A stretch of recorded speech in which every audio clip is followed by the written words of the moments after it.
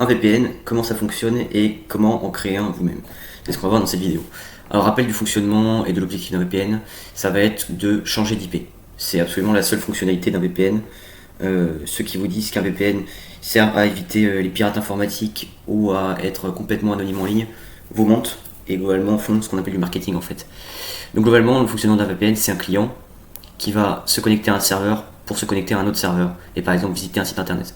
Et donc de cette façon, ce site internet ici ne connaîtra pas l'IP public de la box du client, mais connaîtra seulement l'IP du serveur qu'il y a entre les deux et donc du VPN. De ce côté-là, évidemment, par contre, le VPN connaîtra l'IP public du client. Donc en fait, c'est une connexion qui va se passer en deux temps. Et les paquets vont transiter ici comme ceci. Pour faire vous-même votre propre VPN, globalement, il y a quelques étapes. Donc la première étape, c'est de l'installer. Ici, on va installer WireGuard.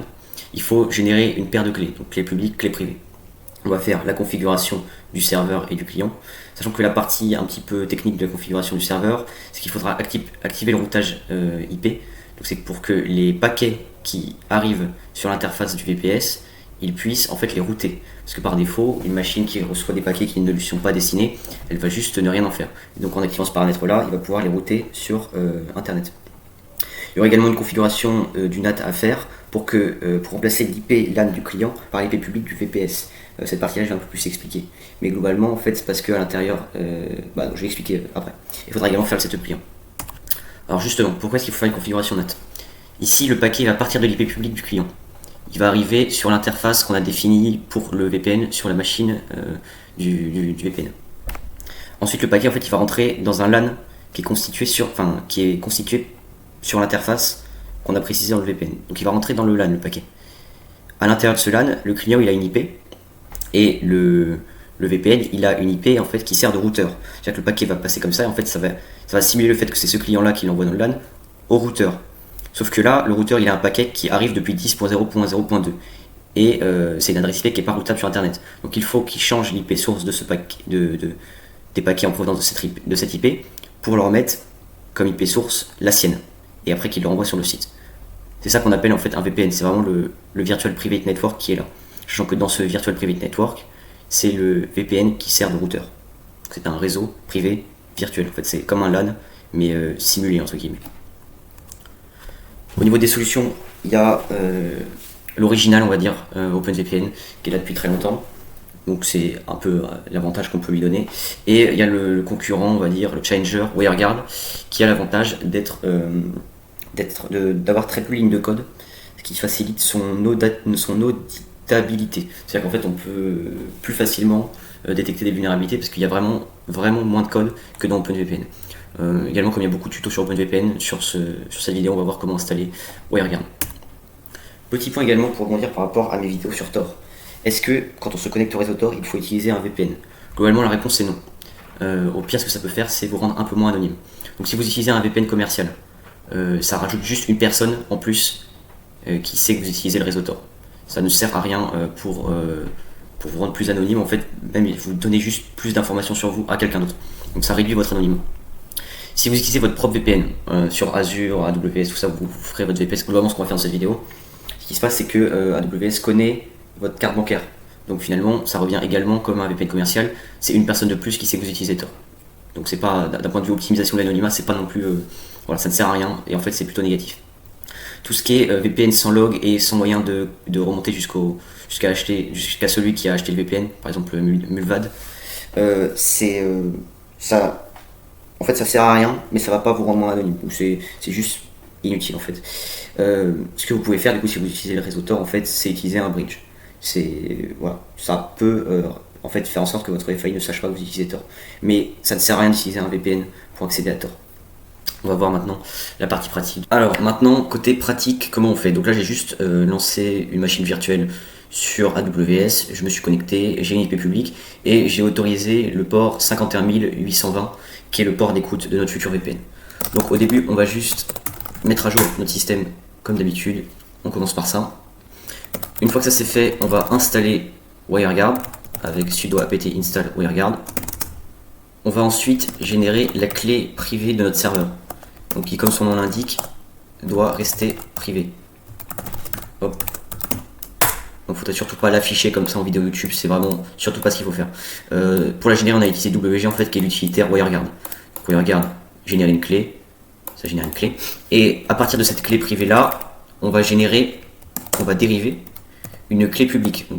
On peut afficher en fait la clé privée, et le résultat de cette commande là en fait va être renvoyé dans la fonction qui permet de générer une clé publique. Serveur public key. Vous pouvez mettre le nom que vous voulez, mais c'est quand même d'avoir ça. Hop. Et donc là, si on peut mettre la private,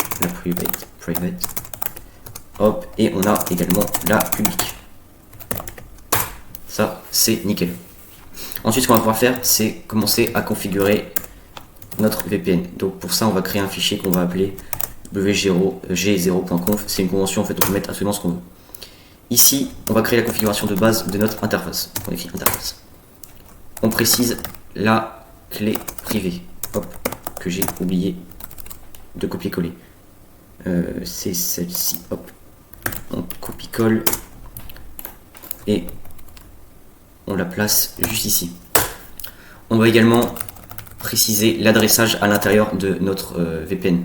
Donc, comme expliqué dans le schéma de la partie théorique, notre VPN il va avoir l'adresse 10.0.0.1 à l'intérieur du LAN qu'il va constituer avec le client. Ça sera un réseau en /24 et le client sera en point 2.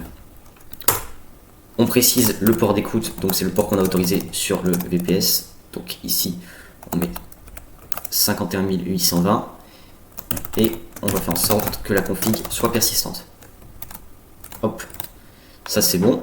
Ensuite, on va activer le fameux routage IP pour qu'il puisse router les paquets qui ne lui sont pas destinés. Donc ça se fait avec 6ctl-w net.ip v4.ip forward égale 1. Ça c'est bon. Et on va également rendre ça persistant même après le redémarrage. Et pour ça, on fait nano etc 6ctl.conf. Comme on dit, il faut être sudo. Voilà. Et on va juste le placer à la fin. Voilà. Comme ça c'est persistant. On va également faire la configuration NAT, donc pour qu'il transforme l'IP source des paquets qu'il reçoit de la part du client et pour qu'il mette en fait à la place son IP public. Donc ça s'invente pas, ça se fait avec IP table -t nat post routing OETH0. Donc ça c'est l'interface. Vous pouvez faire IPA et vous voyez votre interface. Donc ça c'est l'interface publique en fait qu'il faut mettre ici. Enfin qui va servir pour aller communiquer avec internet après. -j masquerade. Hop. Et bien j'ai pas bien tapé la commande. Oui, j'ai oublié qu'ici il fallait mettre -a majuscule. Donc c'est bien cette commande là que j'affiche. Ok, nickel. On va également rendre ça persistant pour que même au redémarrage ça fonctionne. Donc pour ça, hop, on installe iptable persistent. Oui, oui. Et on fait en sorte que ça soit persistant avec net filter-persistent save. Voilà.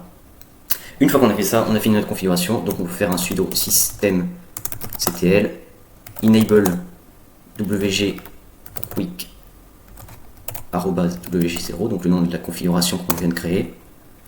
Voilà, et on peut la lancer avec start. De cette manière-là, on a eu une interface en plus de créer avec l'adressage qu'on a précisé. Donc les paquets du client qui vont venir ici vont rentrer sur cette interface. On va modifier l'adresse IP source qui sera en .2 pour remettre notre IP public et on va renvoyer sur internet. Alors concernant la configuration du client, donc là à gauche j'ai le VPN et à droite j'ai le client. Ce qu'on a fait côté client, c'est qu'on a généré une clé privée et une clé publique avec exactement la même méthode que celle qu'on a appliquée pour le serveur. Une fois qu'on a ces deux clés, cette paire de clés, on va pouvoir créer la configuration du client. Donc ici la configuration, elle n'est pas compliquée. J'ai créé un fichier du même nom dans WireGuard. Après évidemment avoir installé WireGuard. Après avoir installé WireGuard, on crée la configuration au même endroit que la dernière fois. On crée une interface avec notre clé privée, celle-ci. On met l'adresse qu'on va avoir à l'intérieur du LAN avec le VPN, donc ici on sera en .2. Le DNS qu'on veut utiliser. La clé publique du VPN. Donc hop, pour la récupérer. D'accord, j'ai plus de connexion. Ah oui, c'est que j'ai plus de connexion, mais ok. C'est parce que j'ai lancé le VPN en fait. Mais donc la clé publique du serveur, voilà, on la met dans public key. Allow IP, on met tout. Endpoint, on met l'IP du serveur, le port sur lequel il écoute. et persistent keep alive, on peut mettre 25. Une fois qu'on a fait ça, côté serveur, on doit également autoriser le client. Donc on crée aussi un paramètre peer où on met la clé publique du client, donc celle-ci. La clé publique du client, on la met ici. Et on autorise son IP, validate IPs, et on autorise le client. Ensuite, on fait on down et on up pour relancer WireGuard.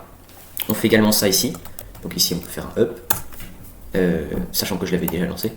Et une fois que c'est fait, on peut bien vérifier, donc là ici j'ai vérifié, qu'on se retrouve en Inde, donc là où est le VPN, avec l'IP du VPN. Donc ça fonctionne parfaitement. Voilà, donc si vous avez des questions, vous rencontrez des difficultés pour mettre ça en place, n'hésitez pas à me demander dans les commentaires, j'essaierai de vous dépanner.